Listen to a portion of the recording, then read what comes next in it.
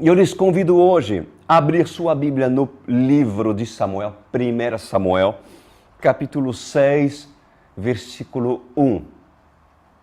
1 Samuel, capítulo 6, versículo 1. Meu Rei, meu Pai amado, a sua presença imprescindível aqui, eu chamo o seu Espírito Santo para assim o Senhor me usar, abrir meu entendimento, para assim liberar a mensagem que esse povo precisa entender, aprender, esse estudo bíblico que o Senhor tem me dado. E eu quero lhe agradecer por mais uma pérola, por mais uma revelação e por mais um estudo, meu Senhor. Seja, pois, bem-vindo no meio de nós, em nome de Jesus Cristo. E todos dizem amém e amém. Vamos lá. Hoje nós vamos estudar o retorno da Arca da Aliança, ou Arca do Concerto. Que mais tem o nome da Arca? Ou a Arca do Testemunho. Bom, e nós vamos estudar o seu retorno para o povo de Israel. Então, entendendo o contexto daquilo que nós vamos estudar hoje, para aqueles que não assistiram a semana passada, vocês não vão estar perdidos, porque já vou explicar. Nós estudamos a semana passada que a Arca da Aliança, ela foi tomada dos israelitas e foi tomado pelos filisteus, que eram inimigos declarados de Israel. Por quê? Por que isso aconteceu? Por que os filisteus teriam tomado a Arca da Aliança das mãos dos hebreus? Porque os próprios israelitas, eles não souberam honrá-la quando a presença de Deus esteve no meio deles. E isso é muito sério, meus amados. Já falei isso a semana passada. Muitas pessoas perderam a oportunidade porque não souberam aproveitar os tempos em que Deus estava liberando graça nessa família. Em tempo em que Deus estava liberando conhecimento para essa pessoa, ou revelações preciosas para essa vida. Mas, como não valorizou, então a Arca da Aliança, que de forma simbólica a presença de Deus se retirou, né? Que mais nós aprendemos a semana passada? Deus corrigiu, Deus estabeleceu vários juízes. Deus corrigiu primeiro os que tinham conhecimento do Senhor, ou seja, a liderança do seu povo. Deus corrigiu primeiro os da casa e depois Deus corrigiu os filisteus. Primeiro os que têm conhecimento, primeiro os que sabem. Depois Deus corrigiu quem? O povo hebreu, que tem sua culpa também, que permitiu e tolerou que sobre eles estivessem ministrando líderes corruptos. Olha, é importante de você realmente escolherem bem a liderança que seria apta a levá-lo para o céu. Isso é muito sério, meus amados, porque por muitas pessoas que mesmo tenha uma motivação pura em querer seguir Jesus Cristo, pois muitas pessoas sofrem porque não souberam escolher uma liderança de pessoas que realmente deveria andar com Deus. E depois, Deus corrigiu quem? Ele corrigiu e julgou o povo filisteu. O povo filisteu. Um povo muito, mas muito idólatra, que tinha como Deus o deus Dagon, que era o próprio Satanás, né? Lembra isso que nós falamos a semana passada? Que Dagon, ele foi colocado, aliás, a Arca da Aliança foi colocada ao lado de Dagon e Dagon caiu. Quem pode contra nosso Deus? E Deus não divide a sua glória com ninguém, né? Então, Deus corrigiu e julgou o povo filisteu, um povo idólatra, que antes de Deus julgar, nós observamos um Deus misericordioso, porque um Deus, nosso Deus, antes de corrigir, antes de estabelecer o seu julgamento, Deus é um Deus de misericórdia. E de que maneira é manifestada a sua misericórdia? Quando Deus avisa. E Deus avisou não apenas uma vez, mas 2 vezes os sacerdotes de Dagom, de que Deus não se agradava estar num lugar onde havia idolatria, imagem e esculturas. Eu falei claramente contra a idolatria. Eu expliquei, eu ensinei a semana passada o quanto Deus abomina a idolatria, né? Mas a arca foi tomada e estava nas mãos dos filisteus, a própria presença de Deus. E em vez de ser bênção para a vida dos filisteus, o que a arca produziu? Ela se tornou o pior pesadelo para esse povo. Mas esse povo, mesmo avisado, eles não queriam se arrepender, porque estava tão apegado com seus costumes, tão apegado com sua idolatria, por suas tradições milenares. Assim acontece com muitos católicos, isso eu falei a semana passada, e outras religiões, de pessoas que querem misturar o profano, a idolatria, com a verdade. Não, Deus não aceita.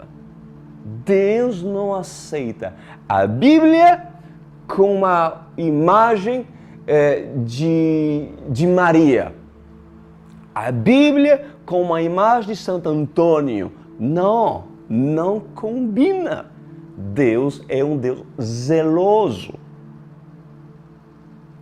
Zeloso, que não aceita justamente dividir a sua glória com ninguém.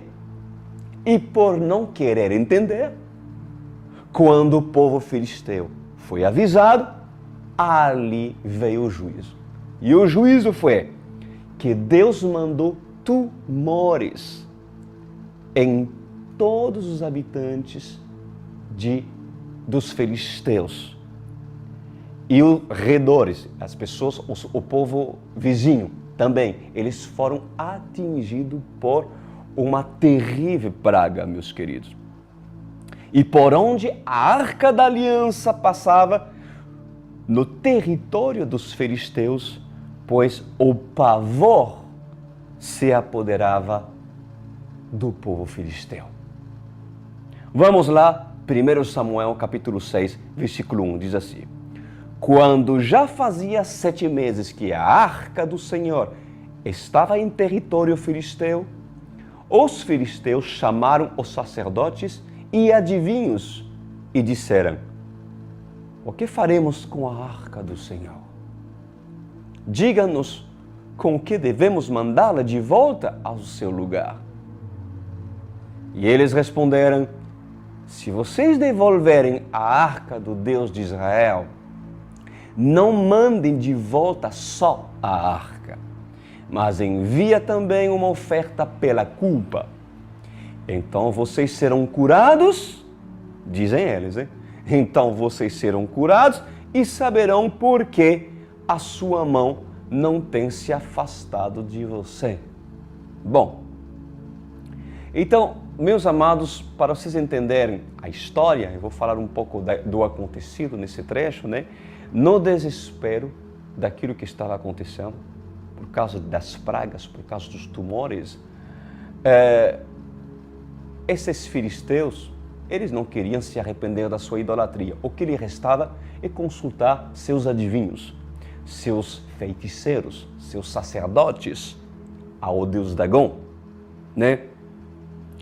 E os sacerdotes se reuniram, né, para achar uma solução para se desfazer da arca. E ali, os líderes filisteus espirituais, os líderes espirituais, eles sugeriram devolver a arca junto a uma caixa, onde haveria uma oferenda. E o que eles tiveram a ideia de fazer é colocar dentro dela 10 objetos, 5 objetos de ouro, representando tumores. Olha isso, né? Isso foi uma diretiva dada por parte dos sacerdotes.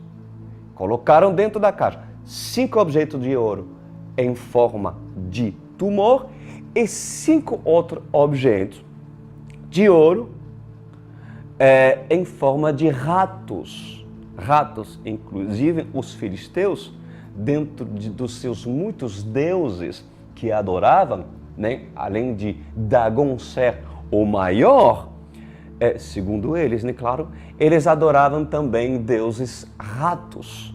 Ratos, como hoje, inclusive na Índia, né? É comum, eles adoram os ratos, né? Bom, e eles decidiram colocar, depois disso, além dessas diretivas que eles receberam, eles decidiram colocar a arca numa carroça feita de madeira, que nunca levou nenhum jugo, né? Pela primeira vez eles tiveram que construir uma carroça de madeira, né? Puxado por 2 vacas, por 2 bois. E depois disso, a ideia é deixar que os animais levassem a Arca da Aliança para os hebreus, da onde foi tirada. Eles queriam devolvê-la. Bom, esses filisteus, meus amados, eram cegos pela idolatria. Inclusive, esses adivinos e esses sacerdotes de Dagon, eles não tiveram nenhuma direção por parte do Deus de Israel de fazer e de entregar aquelas oferendas. O Deus de Israel nunca pediria uma oferenda como essa. Ou seja, para Deus isso era oferendas de tolo. Era oferendas de tolo, mas como o povo filisteu não conhecia o Deus de Israel, apenas conheciam os seus feitos. Olha isso. Assim muitos o conhecem, sabia? Sabem que um Deus que abre o mar, sabem que um Deus que cura enfermidade, sabem que um Deus que faz milagre, mas assim não quiseram conhecer o Deus que estava dentro da Arca da Aliança. E o Senhor, Ele quer sempre se aproximar do homem, dos povos, para que a sua intimidade nos seja revelada. Então, esses filisteus eram cegos pela idolatria. Inclusive, esses adivinos e sacerdotes de Dagon, eles não tiveram direções em fazer aquilo que eles decidiram fazer sobre essas oferendas, né? Então, esses filisteus, esses sacerdotes, eu creio que esse tipo de pessoa, que é o tipo de pessoa que queriam agradar a Deus, que não conhecia. E até o dia de hoje, quando algumas pessoas oferecem sacrifícios e oferendas a Deus, para Deus, ao ver de Deus, são sacrifício de tolo. Em troca de cura, em troca de um milagre, mergulha numa piscina supostamente abençoada pela padroeira. Em troca de milagre, em troca de cura, se forma romarias realizando grandes sacrifícios em nome de um Deus que não conhecem, e junto com eles, o que eles fazem? Eles trazem sua caixinha de ratos e tumores de ouro para oferecê-lo ao Senhor Jesus, sendo que Deus abomina essas coisas. E mais uma vez, isso são os efeitos da idolatria.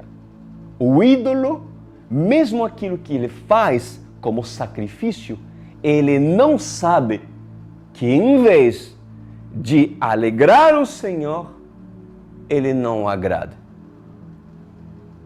A idolatria, ela cega o homem de tal maneira que ele não consegue saber que, de fato, isso não está agradando o Senhor. E em vez de acalmar a ira de Deus, o que o idólatra faz? Ele acende a ira de Deus ainda mais. É isso que aconteceu com esse povo filisteus, duro de serviço, que não quiseram entender. No versículo 13, vamos dar continuidade. Olha o que diz. Ora, o povo de Bet-Semes estava colhendo trigo no vale, ou seja, estava na lavoura, estavam trabalhando. E o povo de Bet-Semes é um lugar que pertencia a Israel. Eram hebreus que estavam lá. Bet-Semes era realmente uma periferia. Era uma cidade que estava realmente na periferia entre o território filisteu e o território hebreu, né? Bet-Semes, que era a cidade, né?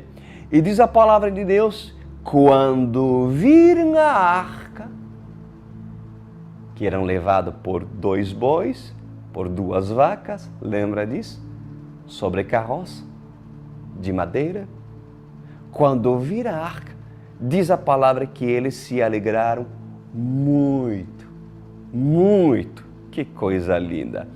A carroça chegou ao campo de Josué, diz a palavra, de Bet-Semes, e ali parou ao lado de uma grande rocha.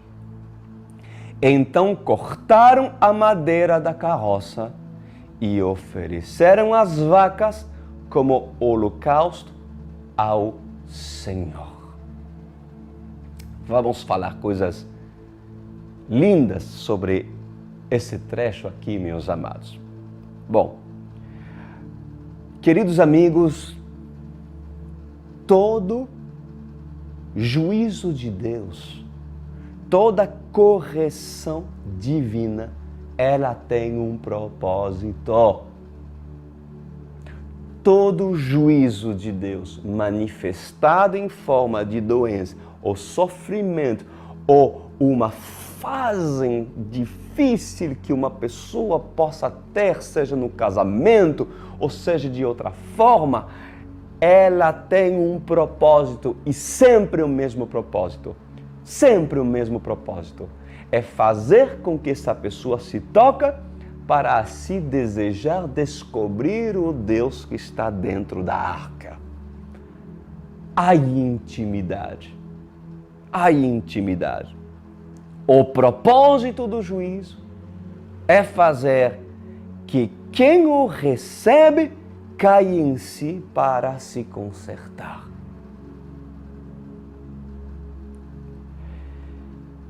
E Deus, diz a palavra do Senhor, após 7 meses de estar no meio dos filisteus, a arca ficou 7 meses lá, o que Deus decidiu?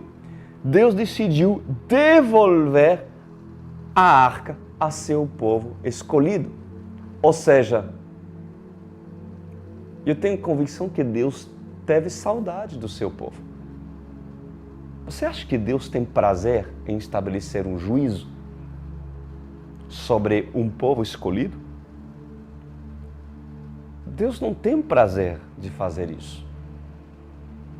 Mas, às vezes, é a única opção para o povo entender que aquele caminho por onde essa pessoa permitiu chegar na discoteca, se prostituindo, nas drogas, ou até mesmo pensar que essa pessoa é suficientemente dependente de Deus para não precisar se abrigar debaixo da palavra de Deus, é necessário o juízo de Deus. E Deus, obviamente, não tem o prazer de fazê-lo, mas é a única opção para um homem, uma mulher, um jovem, às vezes entender aquilo que Deus quer fazer na vida dela. Mas, depois de 7 meses de silêncio, sem a arca da aliança, eu creio que Deus teve saudade. E na mente dele, será que eles entenderam? Bom, será que eles aprenderam? Eu vou voltar. E assim Deus usou quem Ele quis usar para se fazer com que o povo filisteu devolvesse a arca para Israel. Só que há uma pergunta que eu lhes faço. E isso é para a sua meditação e para a minha meditação. Israel estaria preparado para administrar aquilo que Deus colocou nas suas mãos ministrar? Israel estaria preparada para receber o maior tesouro que um homem pode receber, que é a presença do Deus vivo? Isso é a questão. Isso é a questão. Será que Israel aprendeu com o sofrimento?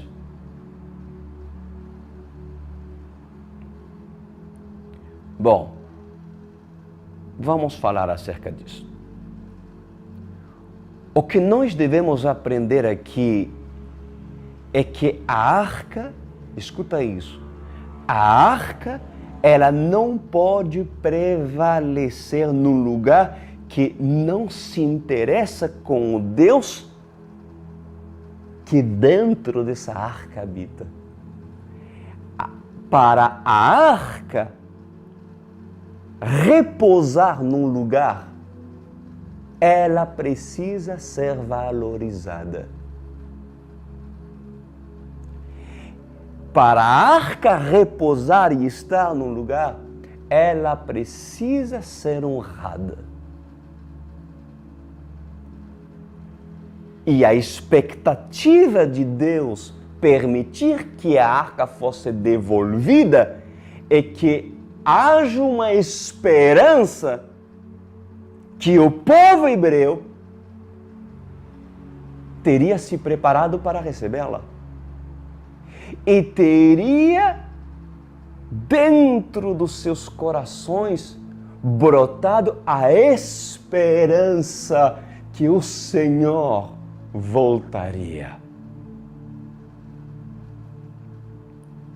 O lugar para a arca repousar jamais será um lugar que não conheces os princípios do Deus da arca. Deve ser um lugar aonde os princípios do Deus da arca são estabelecidos. Senão a arca não virá. Não virá. E quando Deus quer devolver algo precioso para seu povo, o que Deus faz? Ele demonstra o quanto Ele ama e considera seu povo. Sabes, há muitas pessoas que perderam a arca da aliança na sua vida. E hoje eu estou falando com algumas delas que estão me vendo aqui. E a prova disso é a tristeza e a amargura que muitos estão carregando no dia de hoje. São pessoas que choram da Europa, são pessoas que choram da Ásia, são pessoas que choram no Brasil. Eles choram. Mas após 7 meses, após 7 meses de ausência, esses 7 meses é uma simbologia, simbolizando o período. Durante um certo período de Deus se silenciar na vida dessas pessoas. De repente, quando menos esperam, o Senhor dá uma chance para vocês. Aparece a Arca da Aliança. O Senhor se aproxima de você. E Deus pensa, bom, eu vou dar uma nova chance para essa pessoa me ter. Eu vou dar mais uma chance para essa pessoa me valorizar. Já que a última vez não me valorizou, então como não me valorizou, essa pessoa vai ter que passar por consequências das decisões que essa pessoa tomou, que não foram decisões sábias, mas como eu sou um Deus misericordioso, quando menos espera, trabalhando na lavoura, de repente, de longe, aparece uma carroça e sobre ela uma caixa de ouro, puxado por 2 vacas e indo à minha direção. Que coisa tremenda!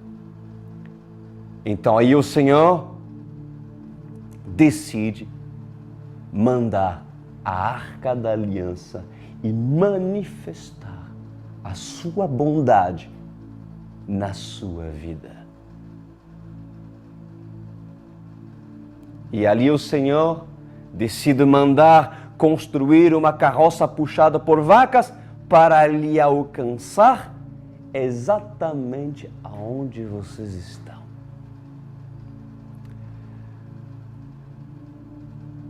E meus queridos, quando os habitantes de Bet-Semes, eles viram e avistaram a Arca da Aliança se aproximar, eles a reconheceram. Eles a reconheceram. Aleluia! E você? Você a reconhece?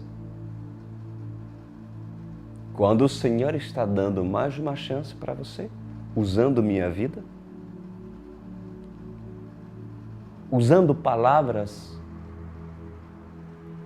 repletas de amor, misericórdia, sem ocultar o juízo, sem ocultar o fato de que realmente de Deus não se zomba, meus amados, mas também apresentando para você a fase de um Deus no qual nós devemos depositar nossa esperança, porque quem espera no Senhor e clama o Senhor, pois a arca voltará. Mesmo depois de um tempo, de um período de silêncio, onde ainda a arca não teria chegado para a sua vida. Mas quem estabelece o período é Deus. Porque nem sempre a arca e a palavra que Deus tem para a sua vida se manifesta no mês que você estabelece. Se Deus estabeleceu um tempo de silêncio de 7 meses, é Ele. Mas uma coisa eu tenho para lhe dizer. Ele sabe o tempo necessário que você precisa ser tratado. Para depois voltar a dizer, bom, eu tenho saudade desse ou dela, em tempo que não quis valorizar-me, agora eu vou dar a chance para essa pessoa. Que coisa linda. Reconheces tu quando a arca bate a tua porta? Tu consegue avistá-la de longe quando ela se aproxima de você? Ou ainda não consegue vê-la porque estás tão ocupado com a tua lavoura, recolhendo trigo, porque assim os habitantes da cidade estavam fazendo, recolhendo trigo, estavam ocupados, trabalhando, muito trabalho, tem que comer, meus queridos de Israel. Mas mesmo assim, esses, no meio da lavoura, dos seus compromissos terrenais, dos seus afazeres, eles conseguiram entender e ver de longe que Deus estava se aproximando de você. Aliás, deles. E vocês estão conseguindo entender que Deus está se aproximando de vocês?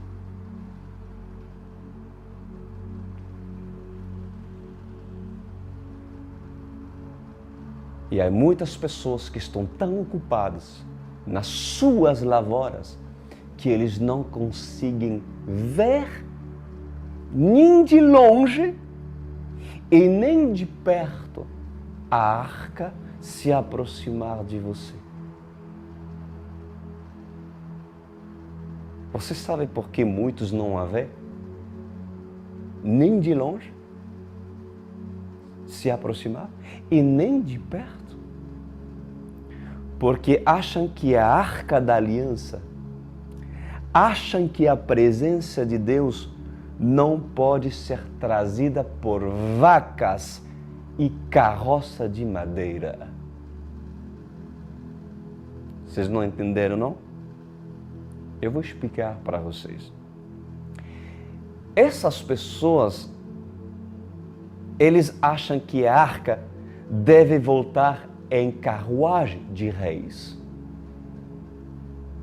Ou seja, não numa carroça de madeira, não, tem que ser em carruagem de realeza. Pois assim Israel sempre acreditou, meus queridos. Acreditou que seu Messias voltaria. Mas Jesus, o Messias, veio ao mundo e foi colocado numa manjedoura. Meus amados, presta bem atenção àquilo que eu vou falar aqui.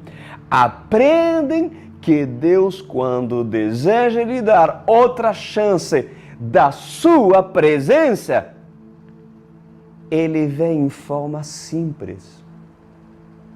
O Senhor usa coisa simples e usa o simples para entrar na sua casa. E não procurem sinais onde Deus não decidiu se revelar na sua vida. Porque tem pessoas que determinam sinais do como a palavra deve chegar.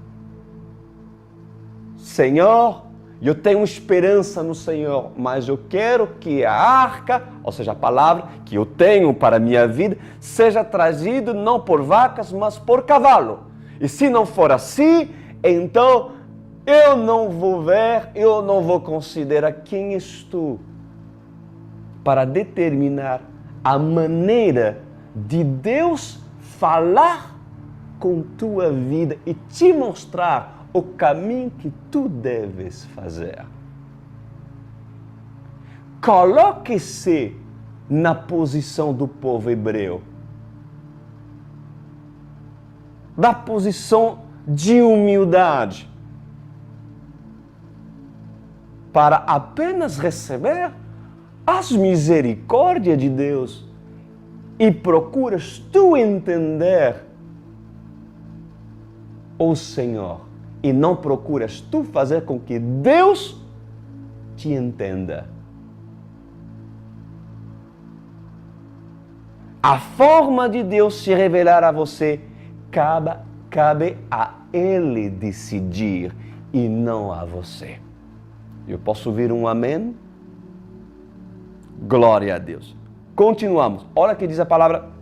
Ora, o povo de Bet-Semes estava colhendo trigo no vale.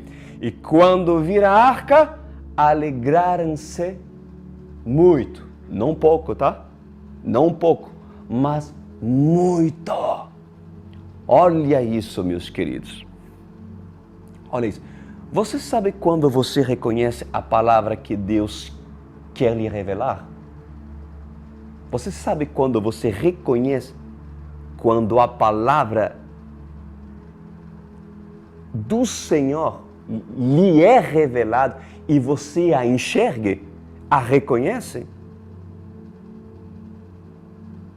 Quando você se alegra, porque a palavra do Senhor avistada, ela produz alegria, mas quando tu não vê e não enxerga aquilo que Deus quer te mostrar, ela passa e tu continua triste, e tu continua tomando remédio, e tu continua com tua depressão, e tu continua com tua opressão, e tu continua da mesma forma. E tu continua recolhendo trigo e trabalhando como um condenado lá naquela cidade, e passaste perto de um grande encontro que tu não quis ver, porque muitos que Deus está dando oportunidade a se reencontrar com Deus, deixam passar uma oportunidade muito grande porque tem como ídolo o recolher o trigo. O trabalho é um ídolo.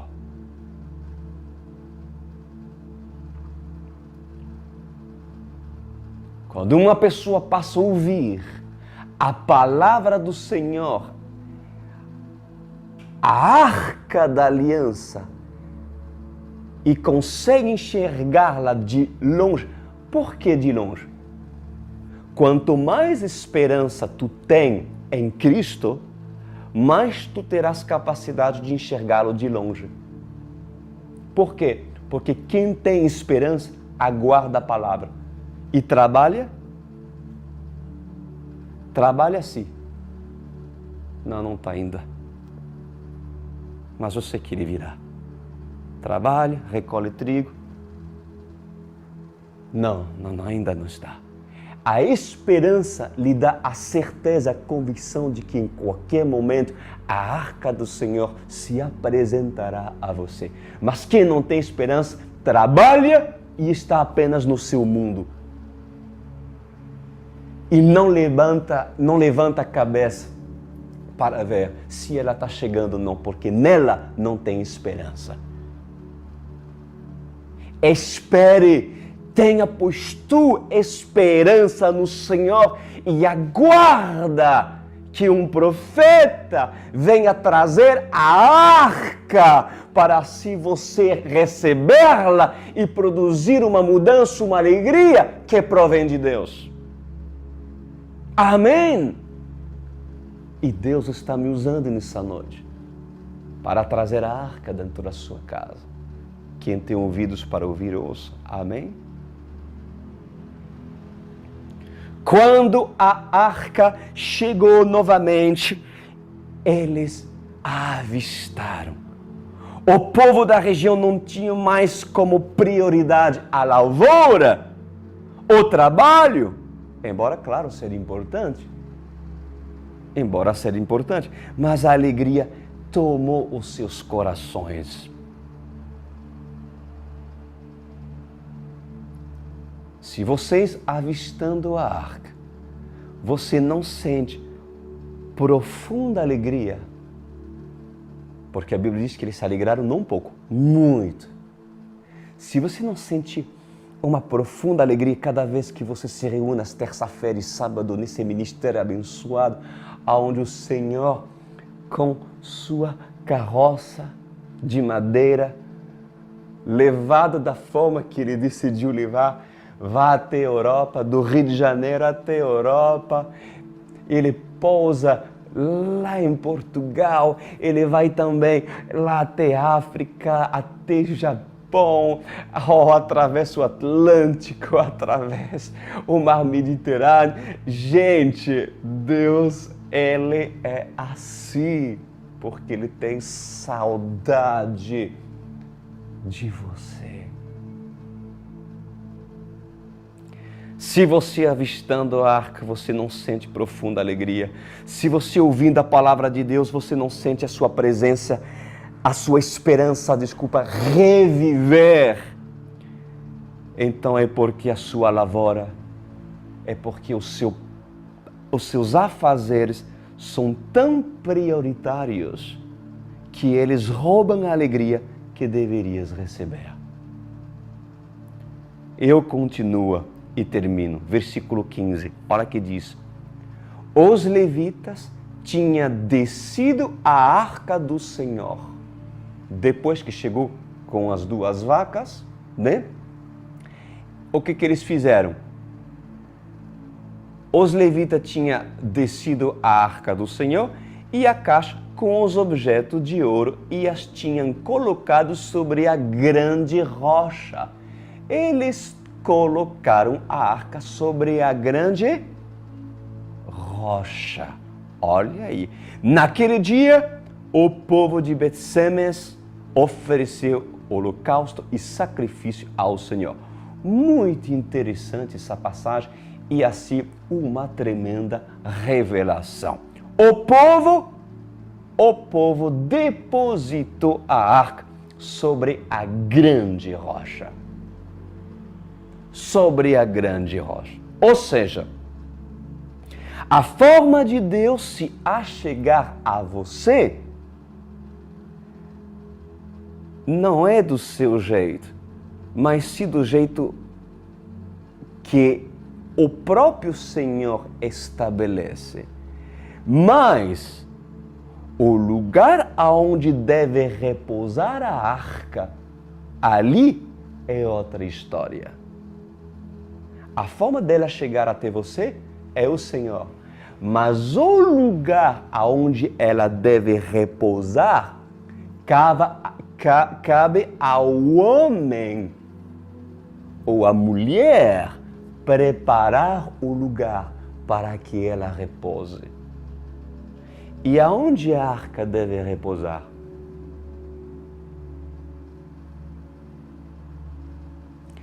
É sobre rocha.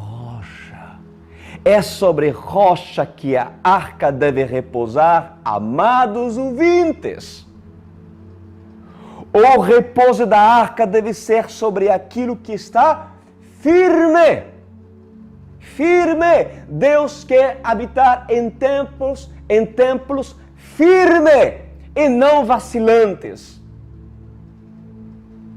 E não em pessoas frouxas, pessoas que não são radicais, pessoas que não têm constância, pessoas que são como onda do mar, que vacilam, pessoas que têm como corpo um terreno arenoso e não uma rocha firme.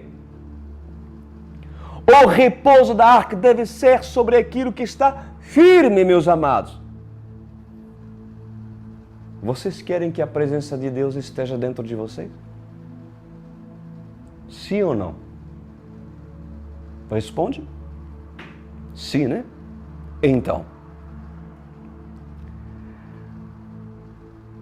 vocês querem, então, que a arca prevaleça dentro de você.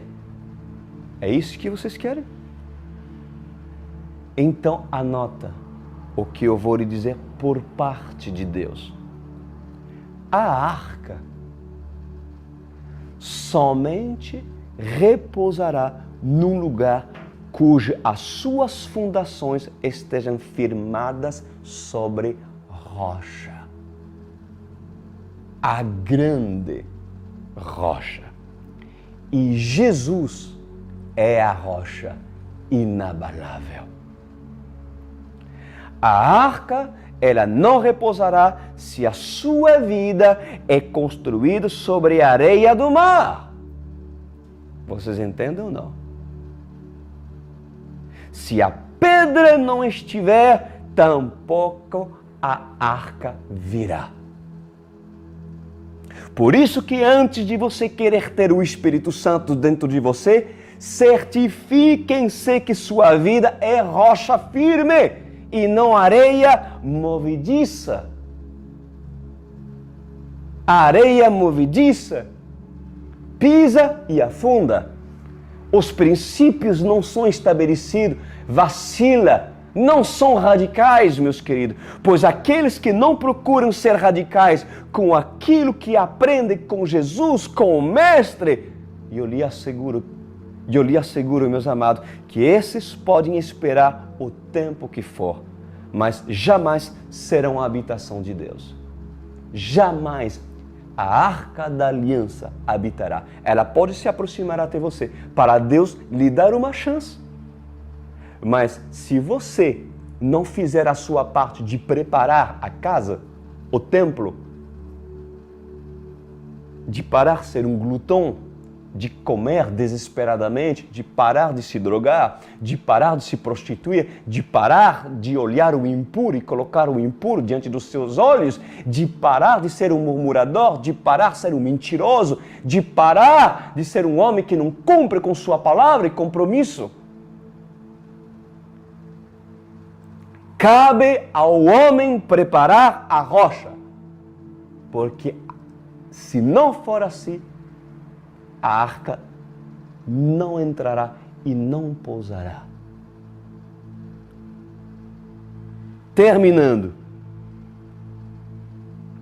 com chave de ouro. Você sabe aonde é o lugar oficial do repouso da arca? Você sabe onde é? No Monte da Pedra, que tem por outro nome o Monte Sião, ou o monte aonde Salomão construiu o templo para a arca repousar. Pois da onde a arca foi retirada, ela voltará. Assim diz o Senhor. Vocês sabem que os judeus estão preparados para construir o terceiro templo? Aonde, pastor? Lá no Monte da Pedra. Eles fizeram um candelabro de ouro, que não é o original, mas eles prepararam todos os utensílios, mas falta algo para concluir. Aliás, duas coisas. Falta derrubar aquela profanação, aquela caixa de ouro ou de rato, que é o dome da rocha dos muçulmanos, um bom terremoto, derrubar tudo, e falta a Arca da Aliança. E aonde foi retirada a arca, ela voltará, porque assim o povo de Israel estão esperando. Vamos orar? Feche os seus olhos.